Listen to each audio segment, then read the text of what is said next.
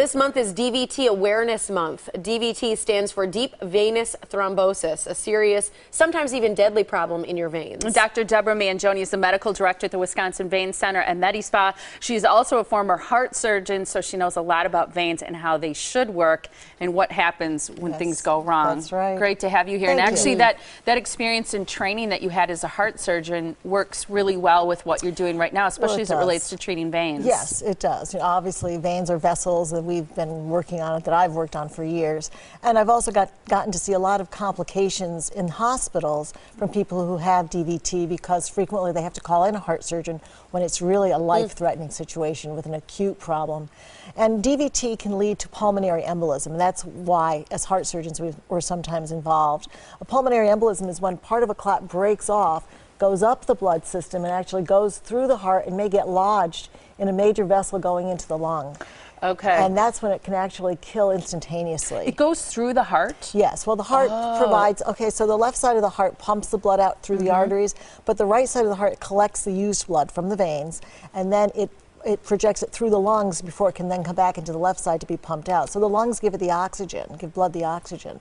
But in order to get to the lungs, you know, the right side of the heart has to push the blood through into these pulmonary arteries into the lungs.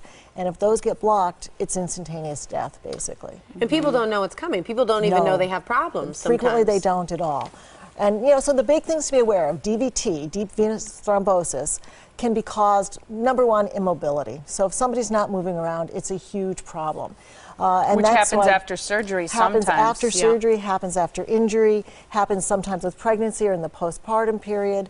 You know, and it also happens, you know, with aging. And so that's why people who are older tend to get more of these, but it can happen at any age. We have seen people come in who had a history of having had this happen, for instance, when they're traveling on an airplane.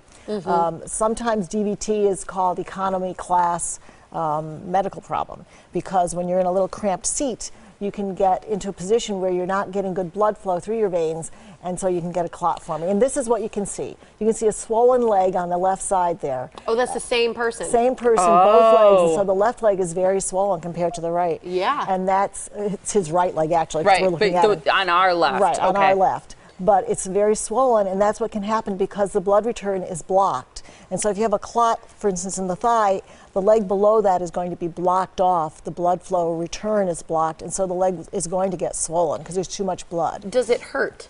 It can hurt. It frequently hurts, but it does not always hurt. Okay. It can be silent.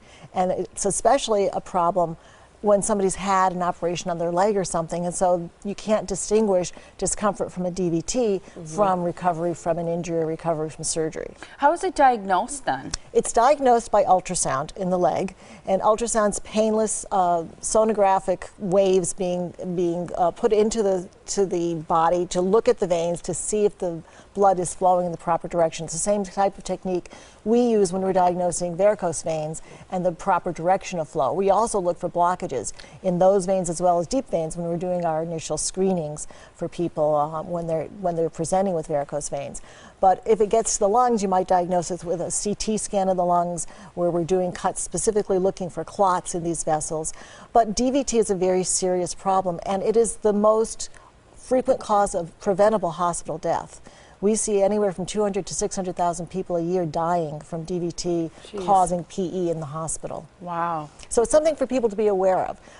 Some of the things, as I said, get moving. That's one of the best things you can do to prevent blood from becoming stagnant in your blood system. Even just walking is Walking is very important. If you're sitting in a car for a long time, if you're sitting in a plane for a long time, do some heel-toe points and keep, you know, doing things to exercise your calf muscles, because then that's going to pump the blood out, and it's going to be a much more active blood flow. And is that why? Because sometimes I feel like they rush people after surgery or even after pregnancy to get up, to start walking. I'm like, hey, let me rest a little bit. Get up but and that's get moving. why. Absolutely it is. And what about, because you'd mentioned varicose veins, and I'm wondering, are either varicose veins or spider veins, which I know tend to be more cosmetic, are either one of those either precursors, or do those present a risk for this type of varicose veins can indeed be precursors, can be people who have varicose veins definitely have an increased risk for DVT compared to the regular population who don't have varicose veins. Because they already have problems That's with... right. They have valve problems, and especially if you have varicose veins in the thigh, and you get what we call superficial phlebitis, which some people get. You know, it's red and painful, and it's usually just in the varicose vein. And many times doctors just say, oh, you just have a little phlebitis, just use a little heat, take some aspirin or take some ibuprofen. The problem is, if you've got that DVT, I mean that superficial phlebitis, especially in the thigh, and you have varicose veins, that can easily get into your deep system because there are no working valves anymore. So you have nothing to prevent the superficial vein, where you have this little phlebitis, from actually causing the clot to go right into the deep system and up. So it can be very serious. Okay.